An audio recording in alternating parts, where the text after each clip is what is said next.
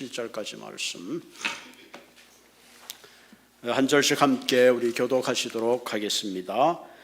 이스라엘 자손의 온 회중이 실로에 모여서 거기에 회막을 세웠으며 그 땅은 그들 앞에서 돌아와 정복되었더라.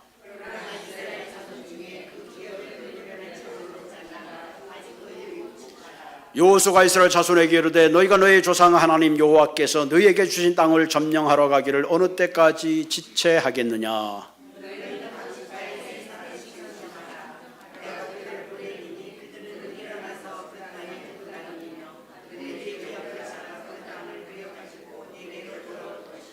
그들이 그 땅을 7부분으로 나누되 유다는 남쪽 자기 지역에 있고 요셉의 족속은 북쪽에 있는 그들의 지역이 있으니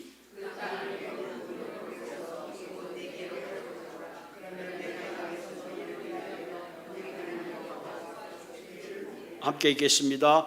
레위 사람은 너희 중에 분깃이 없나니 여호와의 제사장 직분이 그들의 기업이 됨이며 각각 루벤과 므낫세 반 지파는 요단 저편 동쪽에서 이미 기업을 받았나니 이는 여호와의 종 모세가 그들에게 준 것이니라 하더라. 아멘. 이렇게 성경을 읽다가 보면 다음에 무슨 내용이 있나 이렇게 궁금해서 한 번씩 읽게 되죠. 대답이 없으시네. 그래도 우리 교인들이 정확해요. 네, 대답을 안 하시는 거 보면.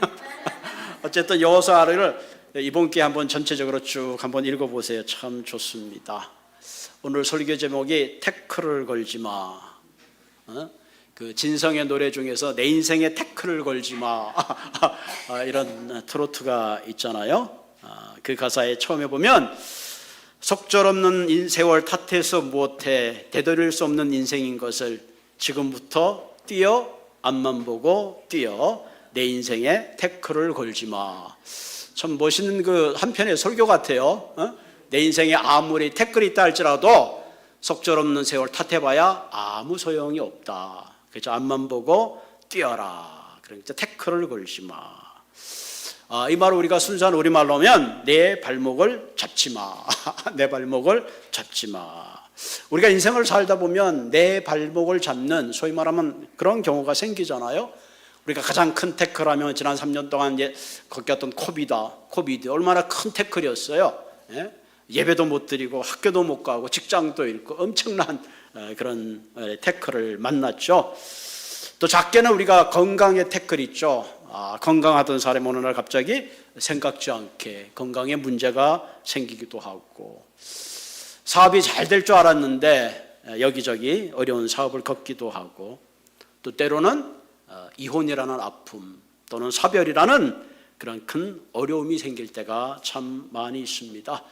여러분 이렇게 우리의 인생의 태클을 만날 때에 과연 우리는 어떻게 해야 될까? 그냥 그런 어려움 가운데 주저앉고 일어나지 못하면 어떻게 될까요? 그러면 결국 우리의 인생은 실패하는 인생이 되고 마는 거죠. 진성의 그 트로트 노래처럼 내 인생에 태클을 걸지 마. 세월을 탓해서 못해. 지금부터 뛰어 앞만 보고 뛰어. 뛰는 길만이 어떻게 보면 인생의 발목을 잡혔을 때에 이길 수 있는 그런 성공적인 인생이라고 아마 그렇게 노래하는 것 같아요. 여러분 기독교 2000년 역사를 보면 태클이 없는 역사가 없었어요. 얼마나 죽을 고비를 넘겼는지 몰라요. 그러나 수많은 그런 태클 가운데도 불구하고 그들은 이것을 넘어서서 복음이라는 아름다운 역사를 만들어 온 겁니다. 그런 의미에서 우리 삶에 어떤 문제가 있든지 우리 이 문제를 넘어서서 하나님의 축복을 누리는 그런 인생이 되시기를 주님의 이름으로 부탁을 드립니다. 강해 설교자에 대가시고 상당히 훌륭하신 목회자이신 한 분이 이상근 목사님입니다. 이분은 16세 때에 월인모를 발에 병이 생겨가지고 학교도 가지 못하고 아이들이 학교 다니는 동안 그분은 아무것도 하지 못해서 3년 동안 집에만 있어야 했습니다. 얼마나 젊은 나이에 그것도 16살 나이에 답답하고 정말로 얼마나 힘이 들었겠습니까? 그런 상황 속에 얼마든지 자신을 원망하고 우울한 시간을 보낼 수 있었음에도 불구하고 이상근 이 목사님은 3년 동안 16살 젊은 나이에 계속 성경만 봤답니다. 3년 동안 성경만 읽었으니 얼마나 성경에 대해서 박식해졌을까요? 나중에 검정고시를 보고 대학을 가고 유학을 갔다 와서 목회를 아주 잘 하시고 한국에서 존경받는 특별히 강의 설교자의 훌륭한 그런 삶을 살았습니다. 나중에 이분이 은퇴하고 그 교회 어떤 장로님의 견으로 병원에 가가지고 잘 엑스레이를 찍고 치료를 해봤더니 그 발목에 철사가 박혀 있었다고 합니다. 아마 어린 시절에 자기도 모르는 사이에 아마 그 상처 부에 철사가 들어가가지고 일생 동안 제대로 걷지 못하는 그런 삶을 사는 거죠. 나중에 얼마나 억울하겠어요. 그런데 나중에 이 목사님이 그 철사를 들고 다니면서 여러분, 이 조그만 철사가 내 육체의 가시가 되어서 오늘날 내가 하나님의 일꾼으로 이렇게 서게 되었습니다. 하나님의 은혜가 내게 족하다, 그런 간증을 하셨다고 합니다. 여러분, 성경에 보면 바울과 같은 그런 인생도 있잖아요. 바울 얼마나 능력 있는 사람이에요. 바울도 정확하게 어떤 질병인지 모르지만 육체에 다른 사람이 알 수 없는 그 병이 있었어요. 그래서 하나님께 여러 번 구했죠. 하나님, 이 병을 고쳐주십시오. 그럴 때 내 은혜가 내게 족하다. 바울은 일생 동안 그 병 가운데 붙잡혀 있었지만 이렇게 간증하잖아요.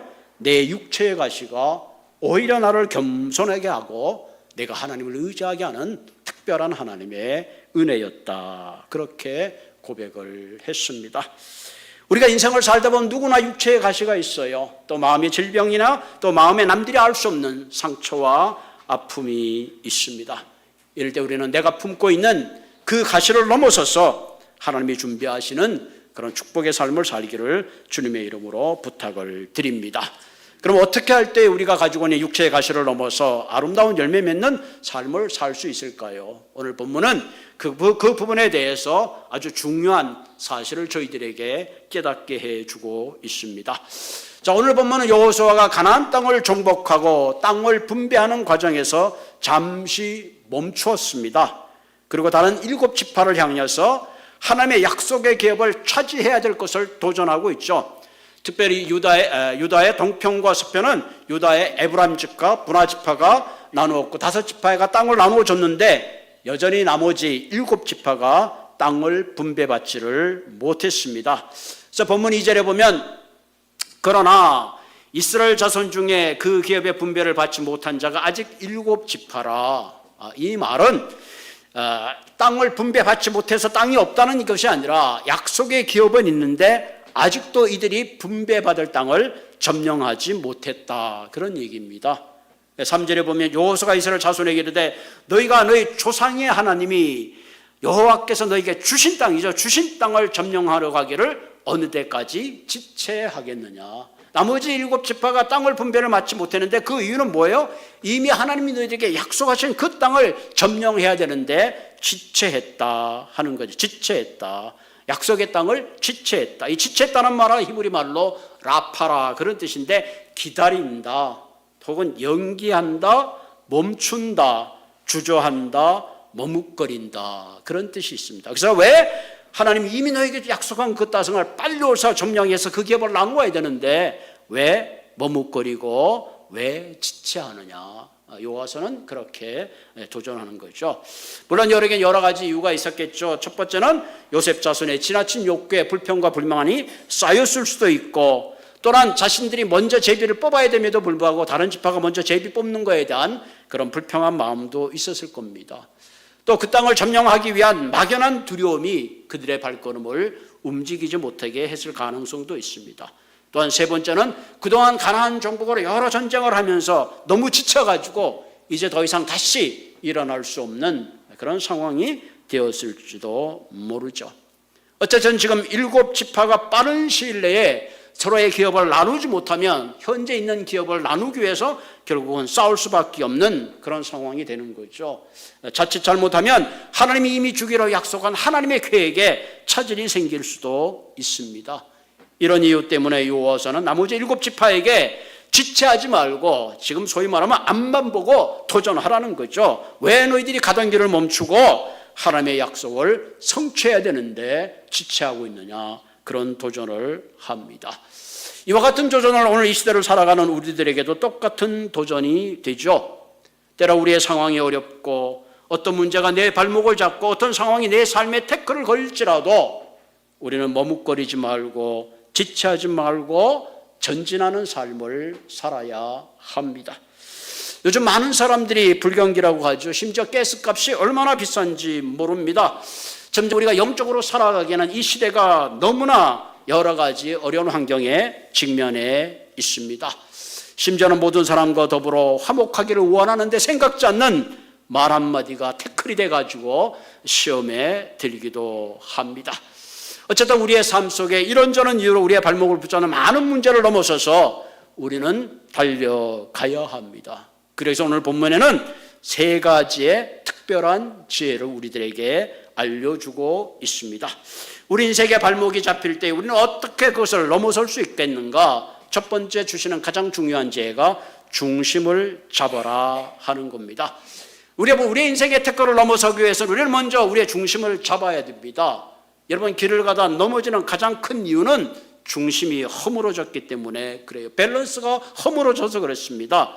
특히 우리의 믿음의 사람들은 영성의 중심이 바로 잡혀야 합니다. 내 영성의 중심이 바로 잡히지 못하면 조그만 태클의 시험에 유혹에 빠져버리고 맙니다. 그래서 우리가 신앙생활 하다 보면 목사님 어쩌고 저쩌고 해서 몇 주 쉬어야 되겠습니다.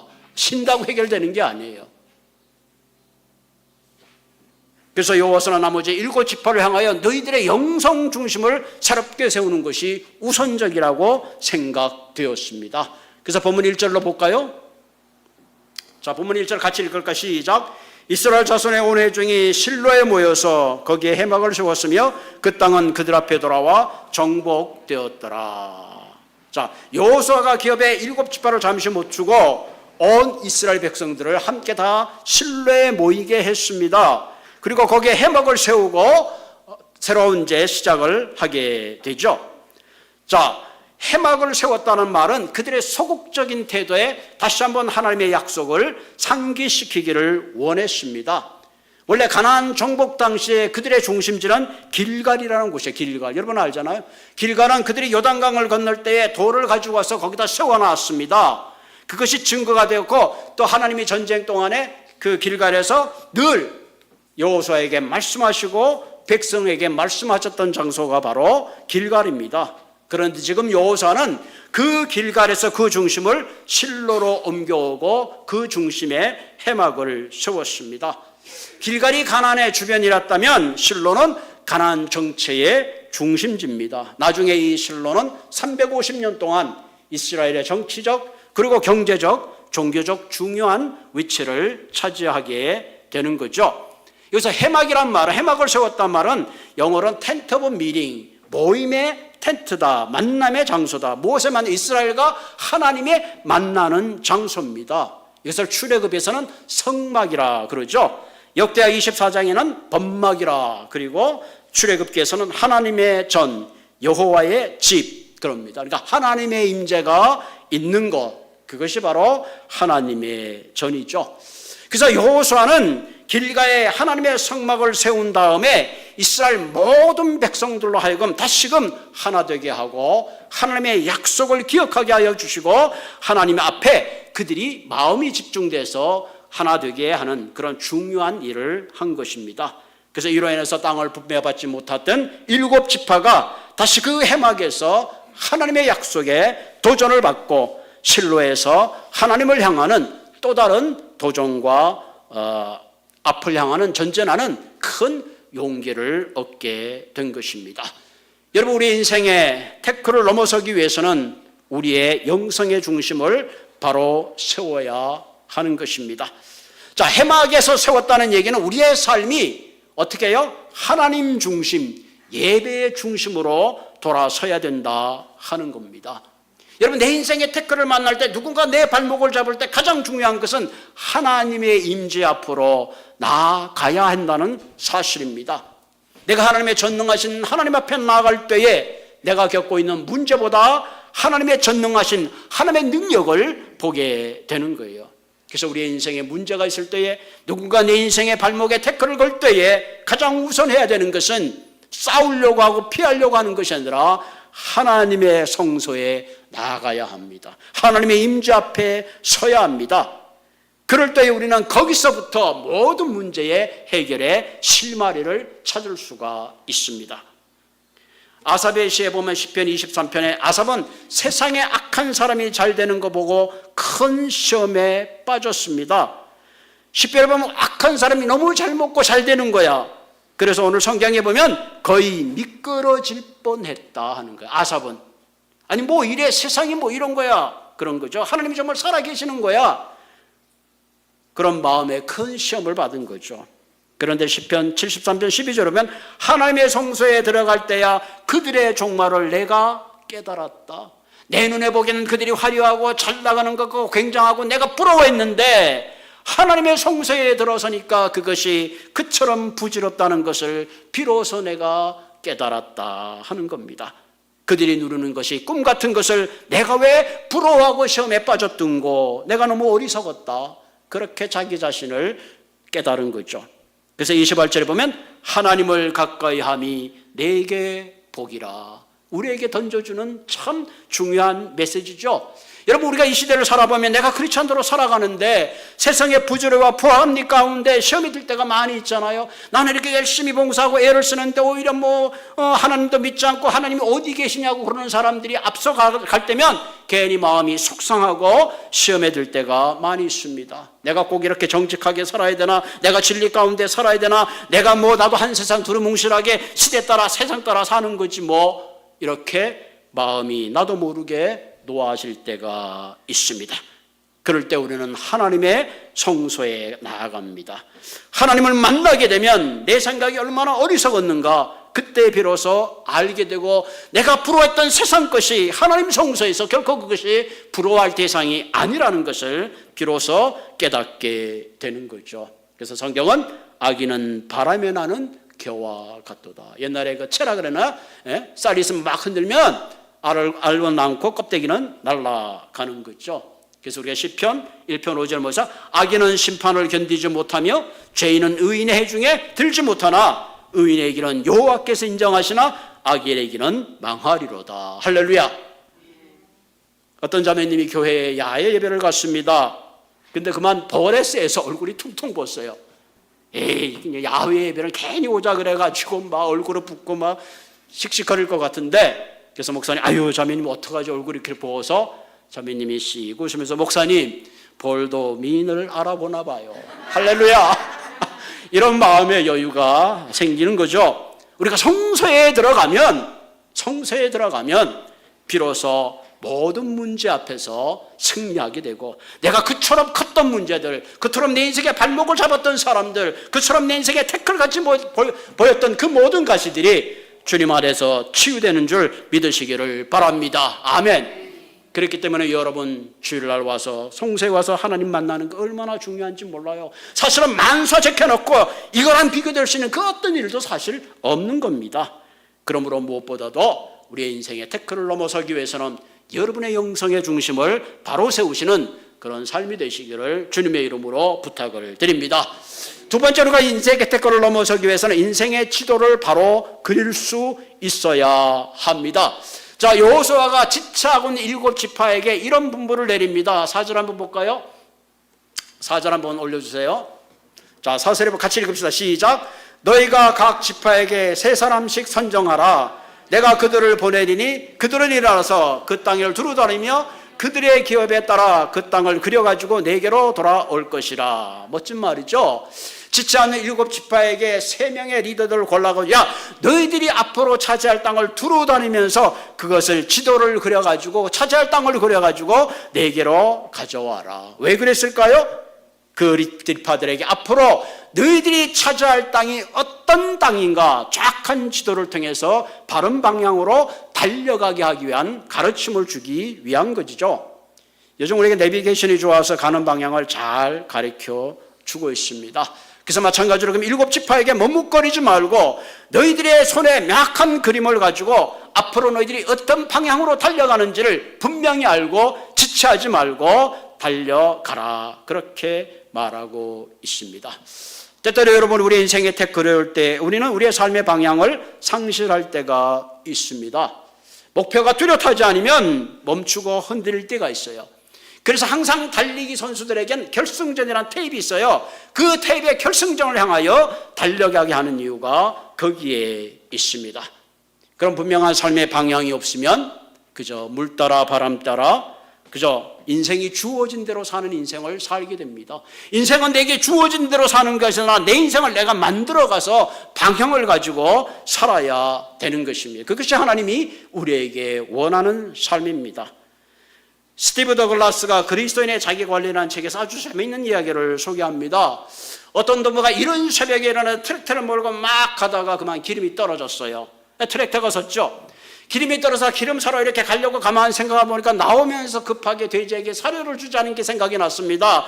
돼지에게 사료를 주기 막 달려가는데 돼지에게 사료를 주려고 생각을 해보니까 창고에 있는 감자가 싹이 나게 생겼어요. 그것 때문에 그 싹든 감자를 전부 끌어내겠다 하고 그 창고로 터벅터벅 가고 있다가 부인이 여보 장작을 갖고 오란 말에 장작 가서 장작을 패고 있는데 마침 병든 자에게 앞을 지나가니까 저놈의 자가 병 들었는데 빨리 고쳐줘야지 닭을 쫓다가 보니까 어느덧 해가 뉘엿뉘엿 졌더라 하는 그런 얘기가 있습니다. 결국 트럭터는 그대로 서 있고 돼지는 하루 종일 굶었고 부인의 장작은 받을 길이 없고 병든 닭은 여전히 돌아다녔습니다. 여러분 잘못하면 우리의 인생이 이런 농부처럼 살 수밖에 없어요. 나름대로 내가 열심히 살았는데 아무 소득도 아무 보람도 없으지 어느덧 지는 석양을 바라보는 그런 허무한 인생을 살 수가 있다는 이야기입니다. 그러므로 사랑하는 성도 여러분, 한 번밖에 없는 인생, 우리가 바른 방향을 가지고 살아가야 합니다. 그래서 하나님 우리에게 주신 말씀이 뭘까요? 무엇을 먹을까, 무엇을 마실까, 무엇을 입을까 분주한 삶을 쫓다가 보니까 마치 여기는 어리석은 농부처럼 삶의 방향을 상실할 수가 있다는 이야기입니다. 이 얘기는 뭐예요? 우리 보고 성실히 살지 말라는 얘기가 아니에요. 무엇이 바른 삶의 방향인가를 알고 살아가라는 거죠. 이 말씀 후에 이렇게 말합니다. 그런즉 너희는 먼저 그의 나라와 그의 의를 구하라. 그리하면 이 모든 것을 너희에게 더하시리라. 그러므로 내일 일을 위하여 염려하지 말라. 내일 일은 내일 염려할 것이요 한날 괴로움은 그날에 족하니라. 그렇죠? 그날에 족하니라. 새벽기도가 끝나고 우리 장로님 한 분이 그런 얘기를 했어요. 내 얘기를 좀 잘 공감했어요. 목사님, 나름대로 열심히 살아왔는데 그 위에 계신 하나님의 은혜가 얼마나 컸는지 미처 깨닫지를 못한 것 같습니다. 공감하잖아요. 나는 열심히 살았는데 이 어리석은 농부처럼 이른 새벽부터 살았는데 정말로 중요한 걸 놓치는 그런 삶을 살 때가 참 많이 있습니다. 사랑하는 성도 여러분, 우리의 인생이 이제 얼마나 살지는 모르지만 100세 시대라 그러지만 나머지 우리의 이 시대를 세월 따라 흘러가는 인생이 아니라 주님이 주시는 바른 방향을 가지고 달려가는 그런 삶이 되시기를 주님의 이름으로 부탁을 드립니다. 세 번째, 우리 인생의 태클을 만났을 때 가장 중요한 것은 하나님의 인준이 필요합니다. 우리 인생을 태클을 넣어서기 위해서 최종적인 하나님의 인준, 소위 말하면 인정을 받아야 합니다. 본문 6절을 볼까요? 자, 본문 6절에 보면 읽읍시다. 시작. 그 땅 7 부분으로 그려서 이곳 4개로 가져오라. 그러면 내가 여기서 너희를 위하여 우리 하나님 여호와 앞에서 제비를 뽑으리라. 너희 그 땅의 지도를 그려가지고 4개로 가지고 와라. 내가 여기서란 뭐야? 실로에서 하나님 앞에서 내가 제비를 뽑아서 너희들에게 나눠주겠다. 이 말하면 하나님의 인준하에서 내가 너의 기업들을 나누어 주겠다. 우리의 삶도 동일하죠. 우리가 아무리 애를 쓰고 그림을 그려도 하나님이 인준하지 않으면 소용이 없는 거예요, 사실. 잠언 16장 9절 있잖아요. 사람이 마음으로 자기 길을 계획할지라도 그 걸음을 인도하시는 분은 여호와시니라. 여호와시니라. 그러므로 우리는 우리의 인생을 매 순간 하나님께 맡겨드리고 순종하며 살아야 합니다. 그러다 우리가 인생을 만나는 가정의 위기, 심지어 국가의 위기를 할지라도 하나님의 인중 가운데 해결되는 겁니다. 요한계시록 3장 7절에 필라델피아 교회에서 이런 말씀을 하시죠. 다윗의 열쇠를 가지시니 곧 열면 닫을 사람이 없고 닫으면 열 사람이 없다. 우리의 인생 하나님이 내 삶을 인정하시고 밀어주셔야 될 줄로 믿습니다. 우리의 자녀의 장래도 마찬가지예요. 늘 여러분들의 자녀를 하나님께 맡기시는 그런 삶을 사시기를 바랍니다.